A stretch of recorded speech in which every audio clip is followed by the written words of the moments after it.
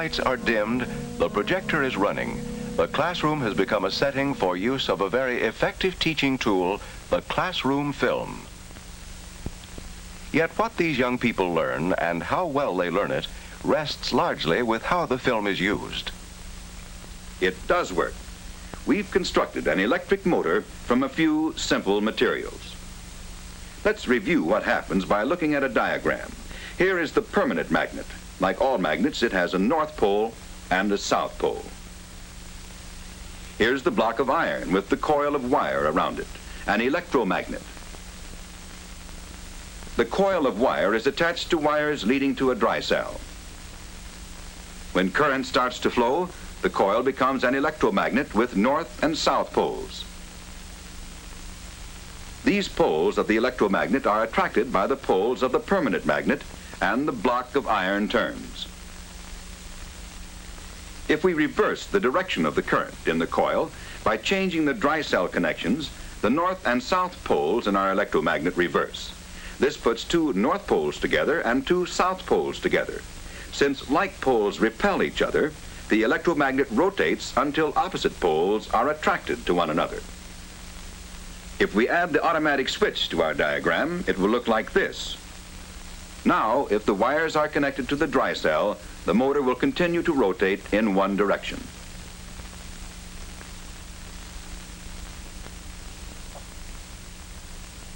For a science class concerned with how an electric motor works, a classroom film has illustrated a complex process in simple, understandable terms. The film, as is often true, has proved itself an effective and valuable teaching aid. This is particularly true when the film has been carefully selected for content and when the students have been correctly prepared for viewing the film. Activities which follow the film are also important. Activities such as a post-film discussion. Now, can someone explain to me the function of one of the basic parts of the electric motor? Danny. Well, without that automatic switch, the part called the commutator, the motor would make a complete revolution. Do you all agree with Danny's statement? George. Yes, I do, because on the diagram you could see that the commutator reverses the current. If it didn't, the motor action would stop. All right, now, from what we've seen in the film and talked about, can someone give me the definition of a commutator? Sharon, give me your definition. A commutator is a device for reversing the direction of a current. The film has been used to convey information and to stimulate deductive thinking. This kind of discussion of content is as much a part of using a film as the actual showing of it. For a film, however good it may be, is still only a teaching tool and depends for its greatest effectiveness on how it is used by the teacher. Effective use of a film begins days, perhaps even weeks prior to the showing, when the teacher selects the film.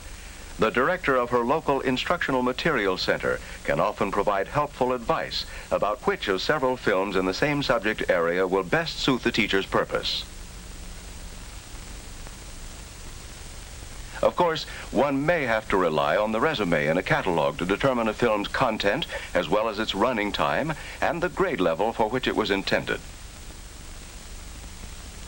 The important thing at this point is that selection is not a hit or miss affair, but keyed to a lesson plan and made on the basis of the best information available about a film.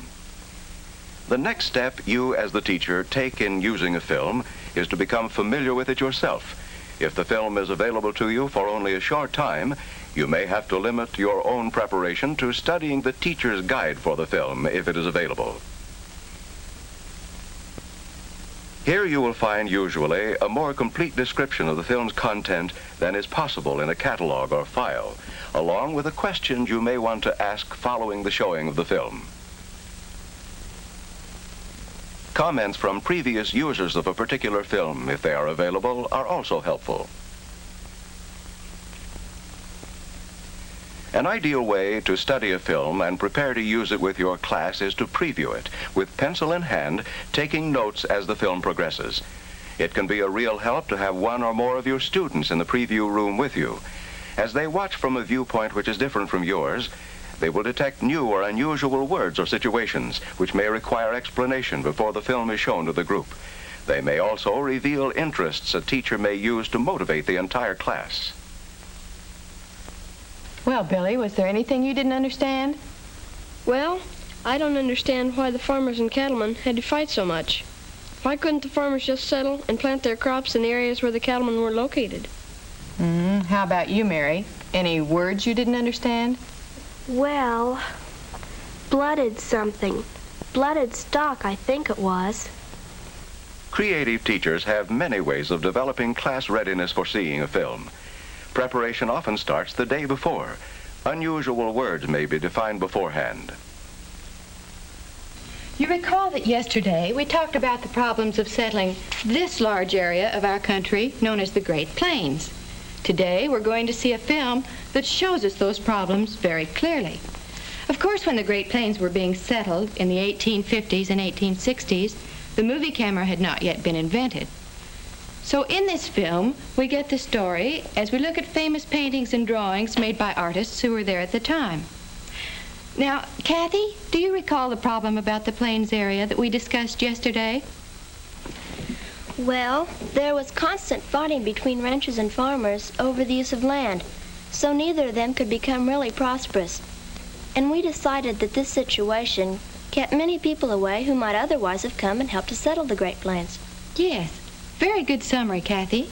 Now, in this film, we're going to learn about some other problems that faced these people and what they finally did about them.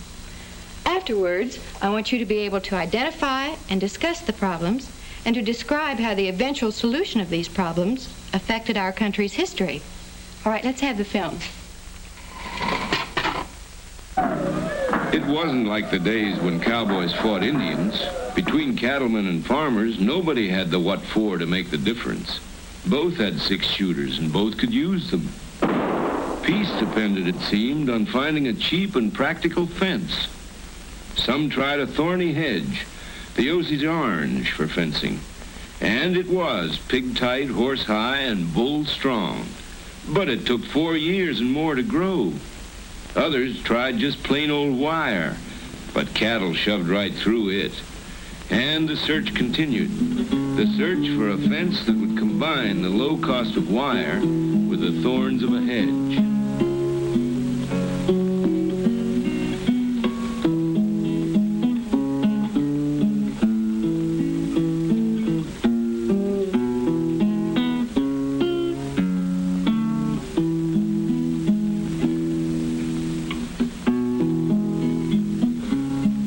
In 1874, Joseph Farwell Glidden, a 60-year-old farmer, was granted a patent for a barbed fence wire that worked. The following year, Jacob Haish received a patent for his improved S-barb steel fence wire. Both methods were practical and inexpensive.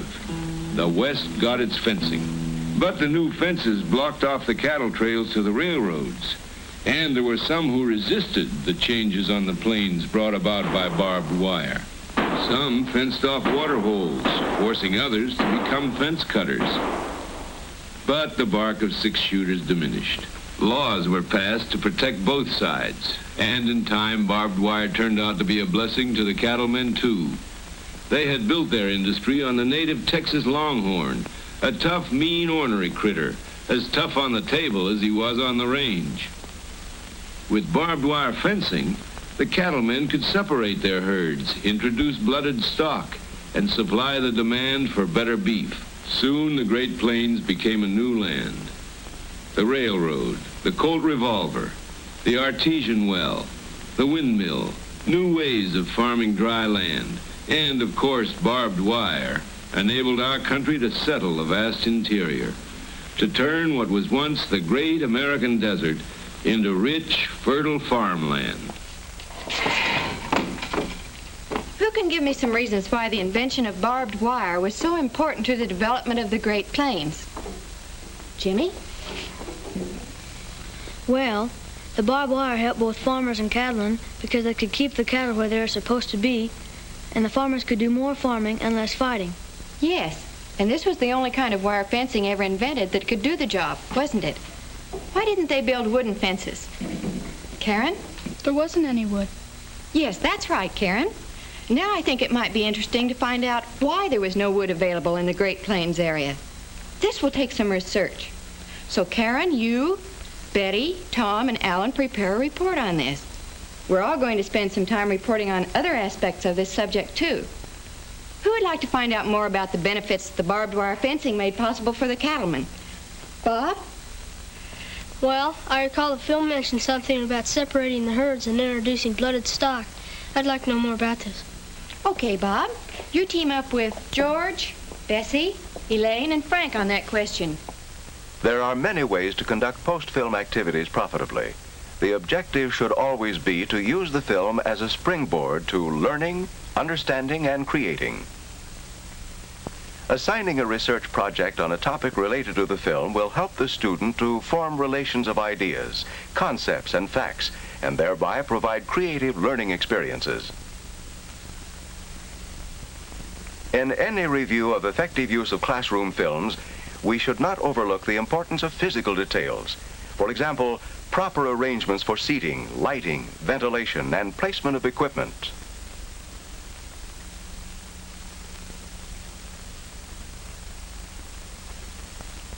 Also, if you plan to run the film yourself, check ahead of time to make sure you are familiar with the projector and its operation, how to thread it, and how to operate the controls.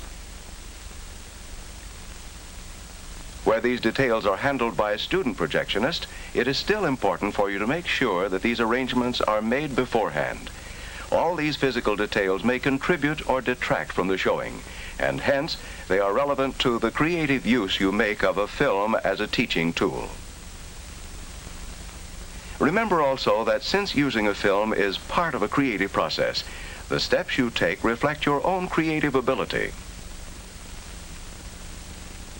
The first point at which you put your creativity to work is in the selection of the film, choosing it for your purposes on the basis of your evaluation of it for the effectiveness with your students. The second point is the key to all the steps following it, your own preparation for showing the film. This is the point where you decide whether you will show the film all at one sitting or use only an excerpt which applies to the particular topic being studied. It is the point at which you make final plans for how to use this teaching tool. At the third point, class motivation, you develop readiness for viewing the film. This may be a simple procedure of telling your students the title of the film, why they are seeing it, and some idea of what they are expected to learn from it. Or it may be as elaborate as using other teaching techniques over several periods leading up to the showing. Point 4, the showing of the film, when the creative process is seemingly out of your hands, still reflects your guiding role, particularly if you decide to repeat the showing of the film or to shut off the projector at a certain spot for a predetermined reason. At point 5, the creative teaching aspect comes into full play, for student participation includes all the follow-up activities which round out your purpose in using the film. Discussion, testing for content, research work, report writing, problem solving. Any or all of these post-film activities, plus many, many more that you will think of, are your contribution. And it is your contribution which is the single most important factor in using a classroom film.